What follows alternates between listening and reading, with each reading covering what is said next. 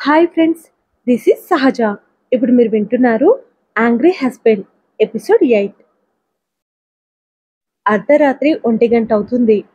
అలారంతో మెలకు వచ్చిన లీల కళ్ళు మూసుకుని, ఇంకా 3 గంటలు నీ పెళ్ళి, బిందు లే అమ్మా రెడీ అవుదు కానీ అంటూ పక్కన చేయి వేసింది. బిందు మీద పడాల్సిన చేయి బెడ్ మీద పడేసరికి టక్కున లేచి చూసింది లీల. పక్కన బిందు లేదు. వాష్రూంలో చూసింది, అక్కడా లేదు. వెంటనే లీల బిందుకి ఫోన్ చేసింది. ఆమె ఫోన్ కలవలేదు. కొంపదీసి ఆ దియ్య కిడ్నాప్ చేసుంటుందా? కానీ ఆ అలకిడికి నాకు మెలకువ వచ్చేది కదా. బిందుని ఎక్కడికైనా వెళ్ళుంటుంది అనుకుంటూ లీల టెన్షన్గా బయటకొచ్చింది. పెళ్లి పనులు చూసుకుంటున్న వాళ్ళు ఎవరి బిజీలో వాళ్ళున్నారు. లీల కామ్గా ఇల్లు గార్డెన్ అంతా వెతికి అడగాలో వద్దు అని తటపటాయిస్తూనే తప్పదనుకుని డెకరేషన్ చేస్తున్న ఒకరిని పెళ్లి కూతుర్ని చూసారా అని అడిగింది. కాసేపటి క్రితం కారులో బయటికి వెళ్ళింది అని అతని నుండి సమాధానం రావడంతో, ఒకతే వెళ్ళిందా, ఇంకెవరైనా ఉన్నారా అని కంగారుగా అడిగింది లీలా. ఒకరే డ్రైవ్ చేసుకుంటూ వెళ్లారు అని చెప్పాడు అతను. 3 గంటలు పెళ్లి పెట్టుకుని ఎక్కడికి వెళ్ళావు బిందు అని టెన్షన్ పడుతుంది లీలా. బిందు ఒక గెస్ట్ హౌస్ ముందు కార్ ఆపి హడావిడిగా దిగి పరుగు పరుగున లోపలికి వెళ్ళింది. మెట్లెక్కుతున్న బిందు మెట్ల మీద పడున్న చున్నీని చూసి హతాశ్రాలైంది. ఆమె కళ్ళ వెంట కన్నీళ్లు పరిగెత్తుకుంటూ వచ్చాయి. చున్నీని చూస్తూనే భయం భయంగా మెట్లెక్కి అయాన్ రూమ్ ముందుకొచ్చింది బిందు. గది తలుపులు తట్టబోతున్న ఆమె చేతులు వణుకుతూ ఆగిపోయాయి. బిందు గట్టిగా కళ్ళు మూసుకొని 2 చేతులతో తలుపు తట్టగానే లోపల గడియ పెట్టకపోవడంతో డోర్ తెరుచుకుంది. బిందు మెల్లిగా కళ్ళు తెరిచి భయంగా లోపల అడుగుపెట్టింది. ఆ క్షణం బెడ్ మీద కనిపిస్తున్న దృశ్యాన్ని చూసిన బిందు గుండె పగిలిపోయింది. అయాన్ దియా ఇద్దరు ఒకరినొకరు గాఢంగా కౌగిలించుకొని పడుకొనున్నారు. వాళ్ళ భుజం వరకు దుప్పట కప్పుంది. దుప్పట తొలగిపోయిన కాళ్ళ భాగంలో ఆచ్ఛాదన లేని వాళ్ళ ఇరువురి కాళ్ళు పెనవేసుకొనున్నాయి. ఆ దృశ్యం చూసినా ఎవరైనా వాళ్ళు రమ్మించుకున్నారని అనుకుంటారు. బిందు అలాగే అనుకుని ప్రాణం పోతున్నంత బాధతో ఏడుస్తూ అక్కడి నుండి వెళ్ళిపోయింది. 15 నిమిషాల తర్వాత స్పృహలోకి వచ్చిన దియ్య మెల్లిగా కళ్ళు తెరిచి చూసింది. తను అయాన్ ఇద్దరు గట్టిగా హత్తుకొని పడుకొని ఉండటం చూసేసరికి ఆమె గుండె ఆగిపోయినంత పనైంది. అయాన్ని చుట్టేసిన తన చేతుల్ని షాక్ కొట్టినట్లు వెనక్కి తీసుకొని టక్కున లేచి కూర్చుంది దియా. అసలేం జరిగింది? ఆమె శరీరం అంతా నిలువెల్లా వణికిపోయింది. వెంటనే దుప్పట పక్కకని లేచి నిల్చుంది. తన ఒంటి మీద నిండుగా బట్టలుండటంతో దియ తేలికగా ఊపిరి పీల్చుకొని అయాన్ మీద ఉన్న దుప్పట పక్కకి లాగేసింది. అతని ఒంటి మీద కూడా నిండుగా బట్టలున్నాయి. దానితో అక్కడ ఏం జరగలేదని అర్థమై దియకి పోయిన ప్రాణం తిరిగొచ్చినట్లయింది. కానీ ఆమె కాళ్ళకి ఏదో తేడాగా అనిపించి వెంటనే దియ తన కాళ్ళను చూసుకుంది. ఆమె ఫుల్ లెంత్ లెగ్గిన్ పైకని ఉండటంతో దియ షాక్ అయి అయాన్ నైట్ ప్యాంట్ వైపు చూసింది. అది కూడా పైకని ఉంది. ఏం జరిగింది? మమ్మల్ని ఎవరిక్కడికి తీసుకొచ్చారు? ఎలా తీసుకొచ్చారు? అసలు ఎందుకు తీసుకొచ్చారు? ఏం అర్థం కాక దియ గట్టిగా తల పట్టుకుంది. నన్నెవరైనా ఇక్కడ చూస్తే చాలా ప్రాబ్లం అవుతుంది, వెంటనే వెళ్ళిపోవాలి అనుకుంటూ పైకనున్న తన లెగ్గిన్ని సరిగ్గా సర్దుకొని బయటికి పరిగెత్తింది. మెట్లు దిగుతున్న దియ మెట్ల మీద పడున్న తన చున్నీని చూసి ఇది ఇక్కడ ఎలా పడింది అనుకుంటూ చున్నీని చేతిలోకి తీసుకుంది. అసలేం జరిగింది, ఏం జరగబోతుంది అని భయంతో దియ గుండె వణికిపోయింది. వెంటనే పరిగెత్తుకుంటూ బయటకొచ్చి క్యాబ్ బుక్ చేసి అయాన్ ఇంటికి చేరింది దియా. కాసేపటి తర్వాత స్పృహలోకి వచ్చిన అయాన్ భారంగా కళ్ళు తెచ్చి టైం చూశాడు. వాట్, 1:45 అవుతుందా అంటూ ఒక్కసారిగా లేచి కూర్చున్నాడు. వానికి కదా అలారం పెట్టుకున్నాను, 2 అయినా మోగలేదేంటి అనుకుంటూ తన ఫోన్లో సెట్ చేసుకున్న అలారం చూశాడు. అది ఆఫ్ చేసి ఉంది. అంటే నేను అలారం ఆన్ చేయలేదా? ఓ గాడ్, అక్కడ డిస్టర్బెన్స్గా ఉందని 2 అవర్స్ అయినా పడుకోవాలని నేను ఇక్కడికి రావడం తప్పైపోయింది.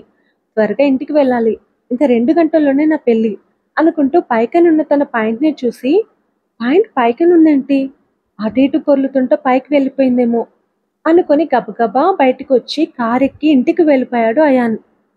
దియ స్నానం చేసి పట్టుచీర కట్టుకుని నగలు పెట్టుకుని రెడీ అయి నళిని హేమతో కలిసి అయాన్ ఇంటికి వచ్చి బిందుని కిడ్నాప్ చేయడానికి అనువైన సమయం కోసం వెయిట్ చేస్తుంది.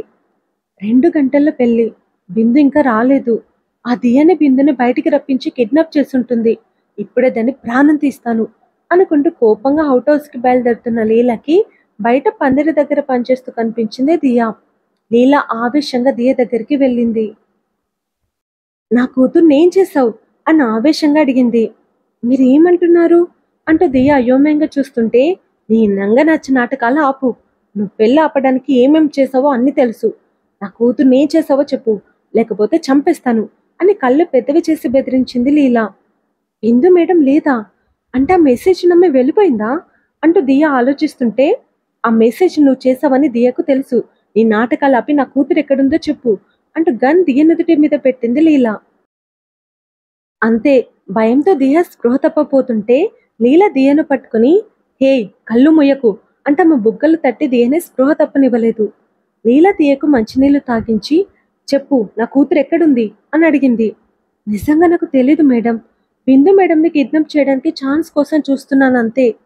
సరే, మీరన్నట్లు నేను బిందు మేడంని ఏమైనా చేసుంటే నేను ఇంకెక్కడ ఎందుకుంటాను? ఒకసారి ఆలోచించండి అని అంది దియా. మరి బిందు ఎక్కడా?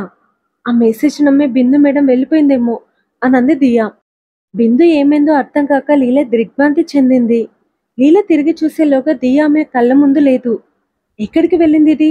ఇదే నా కూతుర్ని మాయం చేసింది అనుకుంటూ లీల దియ కోసం వెతుకుతుంటే, దియ బిందు కోసం వెతుకుతూ కనిపించింది ఆమెకి. అంటే ఇది బిందుని మాయం చేయలేదా? మరి బిందు ఏమైంది అని టెన్షన్గా బిందుకి ఫోన్ ట్రై చేస్తూనే ఉంది లీల. ఎన్నిసార్లు చేసినా ఫోన్ స్విచ్ ఆఫ్ అని వస్తుంది. బిందు కోసం వెతుకుతున్న దియా తను అయాన్ ఒకే బెడ్ మీద ఉండటం గుర్తుకొచ్చి ఆగిపోయింది. కొంపతీసి బిందు మమ్మల్ని అక్కడ చూసిందా? అది నిజమనుకుని వెళ్ళిపోయిందా? అదే నిజమైతే బాగుండు. నేనేం చేయకుండానే పెళ్ళి ఆగిపోతుంది అని అనుకుంది దియా. లీల బిందు కోసం వెతుకుతుండగా బిందు లీలకి ఫోన్ చేసింది. బిందు, ఎక్కడున్నావే? నీకోసం ఎంత టెన్షన్ పడుతున్నానో తెలుసా? వెంటనే వచ్చేయ్, ముహూర్తానికి టైం అవుతుంది అని కంగారుగా అంది లీల. నాకు అయ్యాను వద్దు మమ్మీ, నేను ఈ పెళ్లి చేసుకోను. అందుకే నేను ముంబై వెళ్ళిపోతున్నాను. ఇప్పుడు నేను ఎయిర్పోర్ట్లో ఉన్నాను. నా కోసం ఏం టెన్షన్ పడకు అని చెప్పి ఫోన్ స్విచ్ ఆఫ్ చేసింది బిందు. బిందుని తీసుకురావడానికి హడావిడిగా లీల ఎయిర్పోర్ట్కి బయలుదేరింది. పెళ్లి వరకు చూద్దాం బిందు వస్తుందో లేదో. ఒకవేళ వస్తే ఏం చేయాలి? ఏమో కానీ ఫోన్లో మెసేజ్ చూపించి బ్లాక్మెయిల్ చేసి మాత్రం పెళ్లి ఆపకూడదు. వీళ్ళ ఇంటి పరువు పోతుంది. ఎవరు తలెత్తుకొని తిరగలేరు. నా వలన అలాంటి దుస్థితి వీళ్ళకి కలగకూడదు. ఈ పెళ్లి జరిగి స్మిత మేడంకి నేను ఇచ్చిన మాట పోయినా పర్వాలేదు, కానీ నేను చచ్చిన ఈ పని చేయను అని అనుకుంది దియా. 3:30కు లీలా ఎయిర్పోర్ట్కి చేరింది. అప్పటికే బిందు ఫ్లైట్ ఎక్కి వెళ్ళిపోయింది. ఇప్పుడు ఏం చేయాలి నేను? ఈ పెళ్ళి ఆగిపోతే పరువు పోతుందని ప్రవీణ్ గారు ఎంత గొడవ చేస్తారో. బిందు ఎందుకు ఇలా చేసావే అని ఏడుస్తుంది లీలా.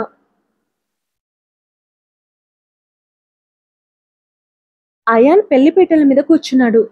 పెళ్లి కూతుర్ని తీసుకురండి అని పురోహితుడు అనగానే బిందు కోసం వెళ్ళిన వాళ్ళు, అమ్మాయి కనిపించట్లేదు అని అరుస్తూ వచ్చారు. అయాన్ షాక్ అయి ఒక్కసారిగా లేచి నిల్చున్నాడు. ఏం జరుగుతుంది అని కోపంగా అరిచాడు ప్రవీణ్. బావగారు, మీరు కోపం తెచ్చుకోకండి, నేను లీలకు ఫోన్ చేస్తాను అని బిందు తండ్రి లీలకు ఫోన్ చేస్తుంటే, స్పీకర్ ఆన్ చేయి అని అన్నాడు ప్రవీణ్. బిందు తండ్రి స్పీకర్ ఆన్ చేసి, పెళ్లి టైంలో నువ్వు బిందు ఎక్కడికి వెళ్లారు అని గట్టిగా అడిగాడు. బిందు పెళ్లి చేసుకోనని చెప్పి ముంబైకి వెళ్ళిపోయిందండి అని ఏడుస్తూ చెప్పింది లీలా. అది విన్న అయాన్ హతాశుడయ్యాడు. ఎందుకు, ఏమైంది అని అడిగాడు బిందు తండ్రి. ఆ దియ బిందు వెళ్ళిపోయేలా ఏదో చేసింది, అది పెళ్లి ఆపడానికి వచ్చింది అని చెప్పింది లీలా. ఆవేశంతో అయాన్ పిడికిలి బిగుసుకుంది. బిందు తండ్రి దియ ముందుకు వెళ్ళి, నా కూతుర్నేం చేశావు అని అరిచాడు. నేనేం చేయలేదు, నాకేం తెలీదు అని భయంతో వణుకుతూ చెప్పింది దియా. సరిగ్గా అప్పుడే పెళ్లి చూడ్డానికి అరేంజ్ చేసిన పెద్ద స్క్రీన్ పై ఒక వీడియో ప్లే అవుతుంది. కళ్ళల్లో నలక పడినట్లు దియ నటించినప్పుడు అయాన్ ఆమె కళ్ళల్లో ఊదుతుండగా వెనుక నుండి రికార్డ్ చేసిన క్లిప్ ప్లే అవుతుంది. అది చూసిన వాళ్లకు ఇద్దరు కిస్ చేసుకుంటున్నట్లుగా కనిపిస్తుంది. పైగా దియ పెదవులను తుడుచుకుంటూ వెళ్ళింది. ఆ క్లిప్ చూసాక అయాన్ దియతో సహా అందరూ షాక్ అయ్యారు. మరో క్లిప్ ప్లే అవుతుంది. దియ అయాన్ దగ్గరికి వెళ్ళి కావాలని కాలు జారి పడుతున్నట్లుగా జారి అయాన్తో సహా కింద పడినప్పుడు తీసిన వీడియో. కాకపోతే దియ అయాన్ మీద పడేది ఎడిట్ చేసి కింద పడేటప్పుడు అయాన్ చేతిలో దియని చుట్టుకుంటున్నప్పటి నుండి ప్లే అవుతుంది. అయాన్ మీద పడిన దియ అతనిని గట్టిగా పట్టుకొని అతని గుండెల మీద పడుకుంది. అయాన్ చేతిలో దియను అల్లుకున్నాయి. ఆ వీడియో చూసిన అందరూ మరింత షాక్ అయ్యారు. ఈ వీడియోస్ ఎవరు రికార్డ్ చేశారు? దియకు తల తిరిగిపోతుంది. మరో క్లిప్ ప్లే అవుతుంది. బెడ్ మీద అయాన్ దియ గట్టిగా హక్ చేసుకొని పడుకోవడం, వాళ్ళ కాళ్ళు పెనవేసుకోవడం చూసి అది ఏమాత్రం తెలియని అయాన్ నిశ్చేష్టుడయ్యాడు. దియకు కళ్ళు తిరుగుతున్నాయి. అయాన్ కుటుంబం షాక్తో బిగుసుకుపోయారు. అక్కడున్న అందరూ నోటి మీద చేతులేసుకుని అయాన్ గురించి అతని కుటుంబం గురించి తప్పుగా మాట్లాడడం మొదలుపెట్టారు. పరువు కోసం బ్రతికే ప్రవీణ్ జరుగుతుంది సహించలేకపోయాడు. అయాన్ ఆవేశంగా దియ దగ్గరికి రాగానే కోపంతో రక్తవర్ణమైన అతని కళ్ళను చూసి దియ స్పృహ తప్పి పడిపోయింది. అయాన్ టేబుల్ మీద ఉన్న వాటర్ బాటిల్ తీసుకుని విసురుగా మూత తీసి బాటిల్ ఆమె మొహం మీదకి ఉంచాడు. బాటిల్ నీళ్లు మొహం మీద పడుతుండేసరికి స్పృహ వచ్చి నీటి ప్రవాహానికి చేతులతో ముఖాన్ని దాచుకుంది దియా.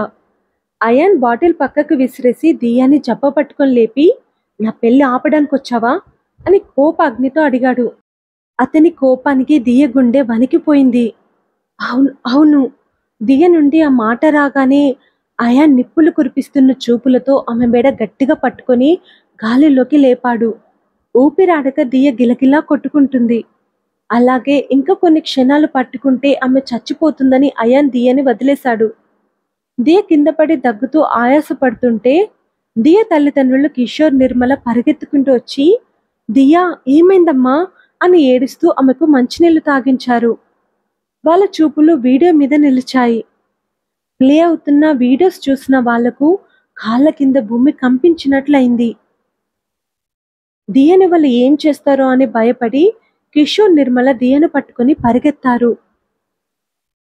సేఫ్టీ కోసం తన దగ్గర పెట్టుకున్న గన్ని అయాన్ బయటికి తీసి పైకి కాల్చాడు. ఆ సౌండ్కి దియ భయపడి కింద పడిపోయింది. అయాన్ పెద్ద పెద్ద అడుగులతో పులుల దియ దగ్గరికి చేరుకొని గన్ ఆమె నుదుటి మీద పెట్టాడు. నా కూతుర్ని ఏం చేయకండి అని ఏడుస్తూ కిషోర్, నిర్మల అయాన్ కాళ్ళ మీద పడ్డారు.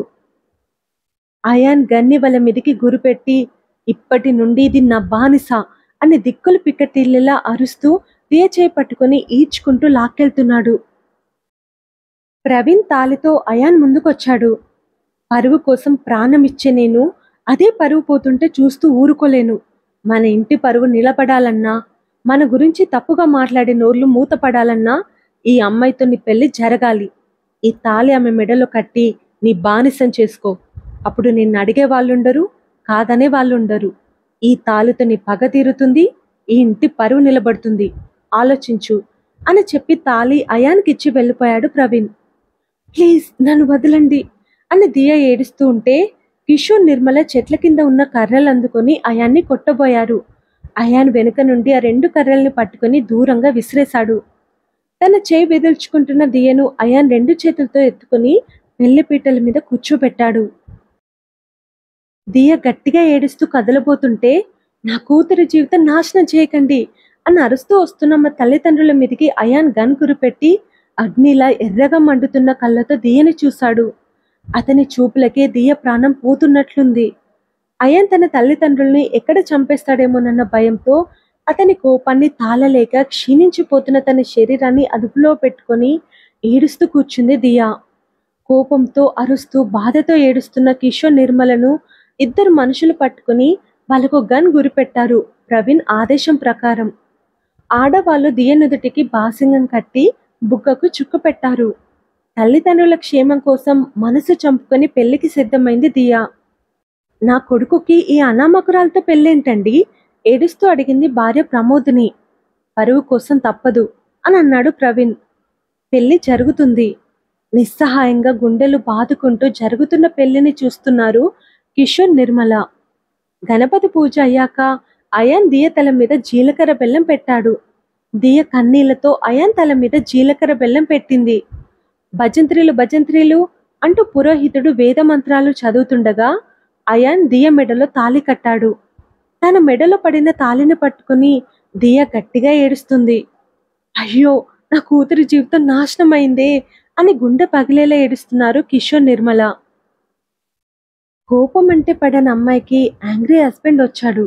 ఈ యాంగ్రీ హస్బెండ్తో దియా లైఫ్ ఎలా ఉంటుంది? యాంగ్రీ హస్బెండ్తో యాంగ్రీ ఫ్యామిలీలో దియా ఎలా ఉండబోతుంది? తెలుసుకోవాలంటే యాంగ్రీ హస్బెండ్ చదవాల్సిందే. ఈ ఎపిసోడ్ కనుక మీకు నచ్చితే లైక్ చేయండి, కామెంట్ చేయండి. Thank you.